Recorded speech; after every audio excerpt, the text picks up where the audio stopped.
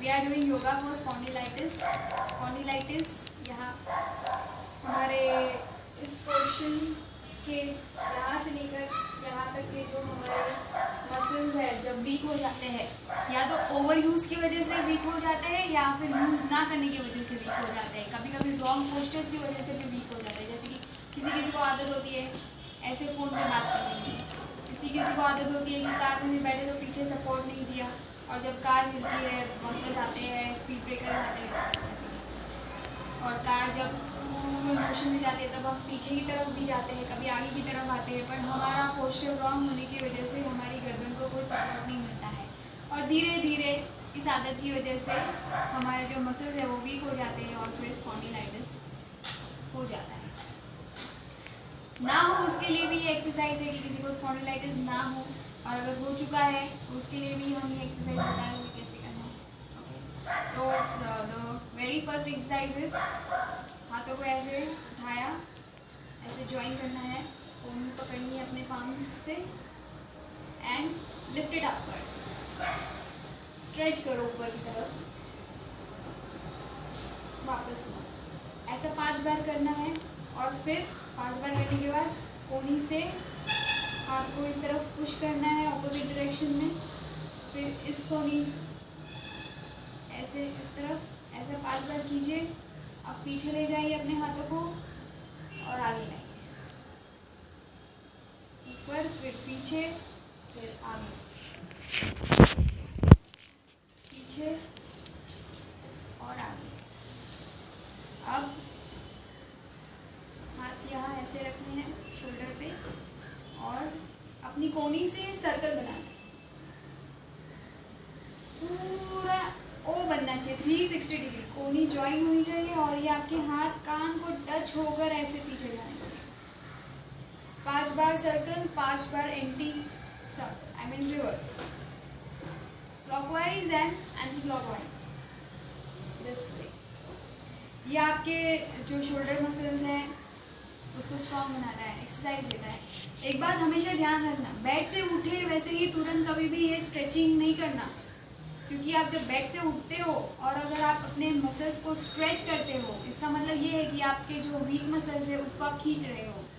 Rubber band है, अगर वो ऑलरेडी कहीं से टूटा हुआ है थोड़ा सा, उसको अगर आप स्ट्रेच करोगे तो वो टूट जाएगा, आपको और ज़्यादा पेन होगा। इसलिए पहले मेरा अस्थि संधि वाला वीडियो देखिए, 10 मिनट लगता है, सिर्फ 10 मिनट की क्रिया है वो, अस्थि संधि करें और फिर ये एक्सरसाइज करें। अब हम नेक्स्ट एक्सरसाइज करेंगे स्पॉन्डिलाइटिस के लिए ही, इसे गौमुख आसन कहते हैं, गौमुख आसन। ऐसे एक हाथ यहाँ, दूसरा यहाँ, ऐसे ज्वाइन करना है, और गर्दन सामने, बैक स्ट्रेट, स्पाइन आपका सीधा रहना चाहिए। ऐसे होल्ड कर सकते हो तो करिए, अगर यहाँ तक भी आता है तो कोई बात नहीं। फिर दूसरी तरफ, ऊपर सामने देखिए, ऐसा 5 बार करें। और इस पोजीशन में जब आप एक बार करते हो तो 5 से 10 सेकंड तक रुकिए, और फिर दूसरी तरफ कीजिए 5 से 10 सेकंड तक रुकिए, फिर वापस लेफ्ट राइट वैसे कीजिए। अब नेक्स्ट एक्सरसाइज करेंगे। सिंपली आपको अपने राइट हैंड को यहाँ रखना है, राइट हैंड से गर्दन को इस तरफ पुश करना है, और गर्दन से राइट हैंड को पुश करना है, मतलब दोनों ही एक दूसरे को पुश और रेजिस्ट कर रहे हैं, इस तरह से।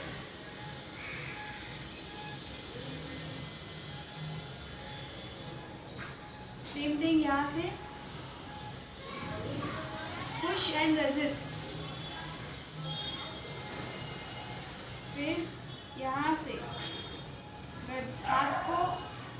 हाथ से गर्दन को आगे की तरफ पुश करना है, और गर्दन आपके हाथ को पीछे की तरफ पुश कर रही है। सेम थिंग यहाँ पे,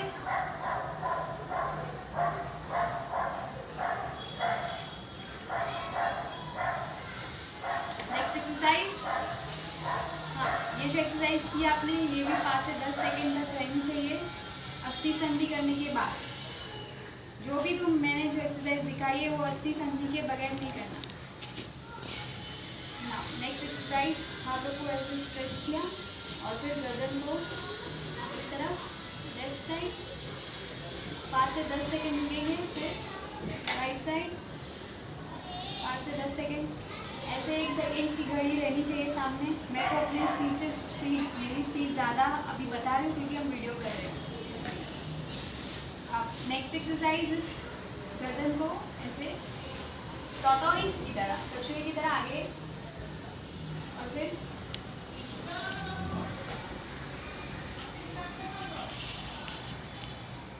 ऐसे आगे पीछे करना। And then you can just rotate, धीरे धीरे रोटेट करना है। 5 बार क्लॉकवाइज, 5 बार एंटी क्लॉकवाइज। और ये सारे एक्सरसाइजेज जो भी आप करते हो, स्पॉन्डिलाइटिस हो जाता है तो एक बार डॉक्टर को पूछ के किया करें कि आप योगा कर सकते हो, क्या योगा की एक्सरसाइज भी कर सकते हो कि नहीं। क्योंकि क्या होता है कि कई बार वो एकदम हाईएस्ट लेवल पे स्टेज पे चला जाता है तो डॉक्टर्स थोड़ा रेस्ट, थोड़े टाइम के लिए रेस्ट, थोड़े महीनों के लिए रेस्ट के लिए कहते हैं कि कुछ भी एक्सरसाइज कोई भी स्पंदन ना हो। बट एक बार अगर जब डॉक्टर परमिशन दे देता है उसके बाद आप डॉक्टर की बताई हुई भी कर सकते हो और डॉक्टर को ये एक्सरसाइज बता के आप खुद भी कर सकते हो। That's all for spondylitis. इतना करें, तंदुरुस्त रहें। Thank you very much.